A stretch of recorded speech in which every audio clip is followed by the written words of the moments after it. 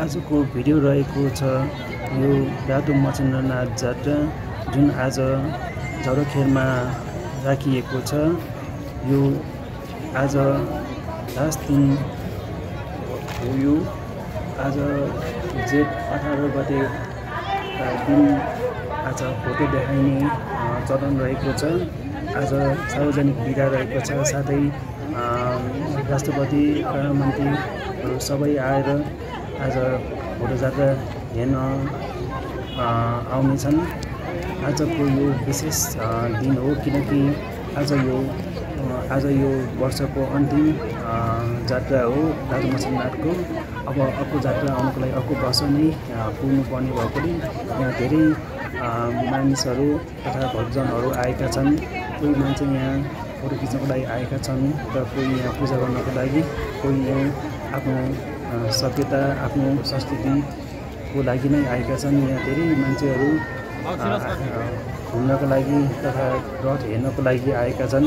यहाँ नेपाली मात्र नभएर विदेशीहरू पनि आएका छन्। हेर्नु होला यहाँ धेरै मान्छेहरूको भिडभाड छ। आज यो रथ भोटे जात्रा सकिएपछि यो बुगमतीमा यो रातो मच्छिन्द्रनाथ लगिन्छ र आज यो लगेपछि यो आजको रथ यात्राहरू सबै समाप्तको घोषणा गर्दछन्। यो बिहानदेखि नै आज एकदमै भिडभाड हो। यो भोटे जात्रा 2082 सालको दिन हो। आज यो भोटे जात्रा सकिन्छ।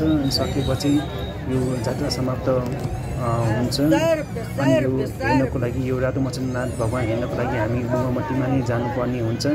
यो झौडखेलमा रहने छैन। यो आजको दृश्य एकदम रमाइलो र एकदमै लोभलाग्दो देखिन्छ। हावापानी एकदम रमाइलो छ। यहाँ धेरै बाजागाजा ढुङ्गाहरू सुन्न देख्न पाइन्छ। यहाँ साथै नेवारी कल्चर नेवारी धर्म संस्कृतिहरू पनि देखाउन खोजिएको छ। हामीले यो संस्कृतिहरू जोगाइराख्नु पर्ने छ। यो हाम्रो भएको हो।